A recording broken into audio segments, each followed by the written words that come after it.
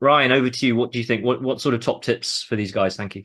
I think well done first half, guys. I think the thing for me, and it goes back to that first part, is that curiosity, that asking that question, why is that important, or why is this? But from the offset, I think it's really easy to slip. It feels like from the last one, it's very easy to slip into this.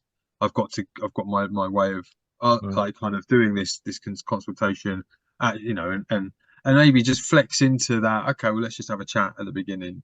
Because the Meniere's one is a good example as to why that is, because it's someone's got a reason. They've already given you part of the reason why they're phoning and what they want to get out of it, and just having a chat around that. And again, that what that does is that can you can take so much from just the beginning part. You've got from a list of active listening, is what is their tone like, what is their energy like, what is their kind of reason for the call. Obviously the big one, that what do I want from the call, what do they want from the call, but there's those subtleties that you can pick up on.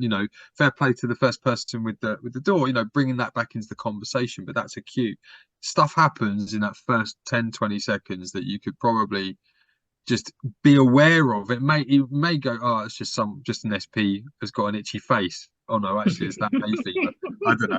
But there's things that can happen, but there's definitely tone, and definitely whatever they're saying is pick up on that and open up with a chat. To me, there's curiosity to that, and give yourself permission to do that. And then Nigel's got his focus on your ice and AEE and things like that, and all those things definitely they have to be there, but you've got an opportunity at the beginning to kind of get a lot of information just off first impressions, I think. So try and flex into that a little bit. That would be my advice. Absolutely. Story before symptom, conversation before consultation, patient before diagnosis. A round of applause for Ryan, please. Thank you, Thank Ryan. you very Thanks so much. Have a much. good afternoon.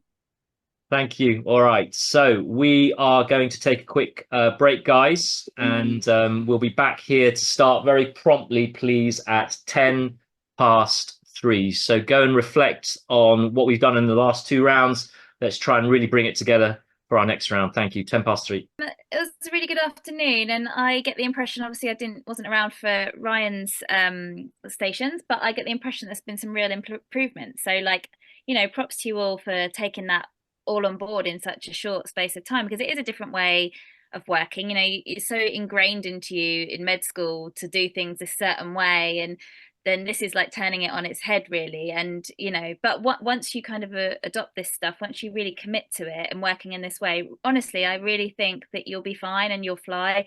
The stuff that I would feedback is stuff that I've talked about already, but just the real key things, take homes for this particular group today.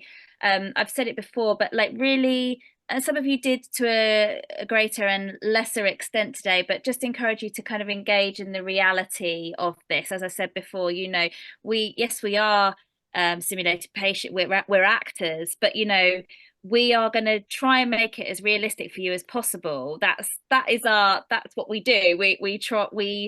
We are always in the moment. That's what we strive to do on stage. That's what we strive to do in front of the camera, and that's what we strive to do here. We're actors. We want it to be as real as possible. So if we get the instinct that you're not treating it as real, straight away there's a barrier, or there's a disconnect.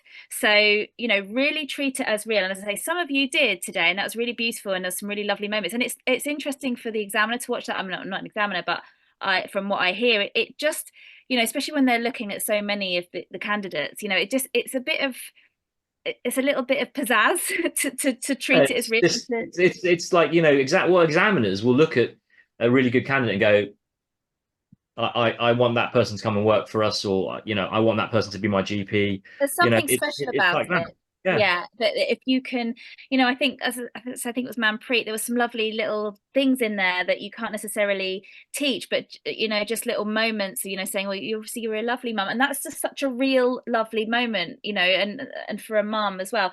So really engage in that. We will treat it as real, so you must as well. Like, think of us as real patients, like how you would really respond to an upset, shocked, frightened patient, how you would really deal with that in reality. Do the same here in this exam.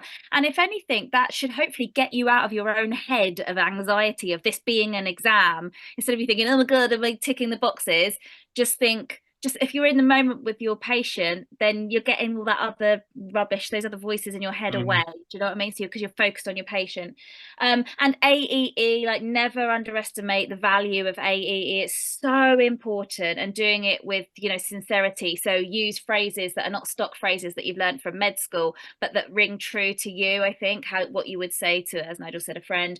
And the final thing is just, you know, I've mentioned it a couple of times, but how certain physical complaint might affect a patient day to day. Sometimes that can be a really, really big issue in a patient's life, affect their work and therefore money. And it's like a spiral. There's a long list of things that happen as a result of a physical complaint. It's not just the physical complaint, it's how that then affects us. So exploring that, I think, is important. But yeah, I think you're all going to be fine. Just to really stick to Nigel's mantras and, you know, stick to the blueprint, practice, be hard on each other, and you'll be fine. Good luck. Love. A round of applause, please, for Louise. Thank you so much. Take care. Okay, guys. So we are going to wrap up with some take-home messages.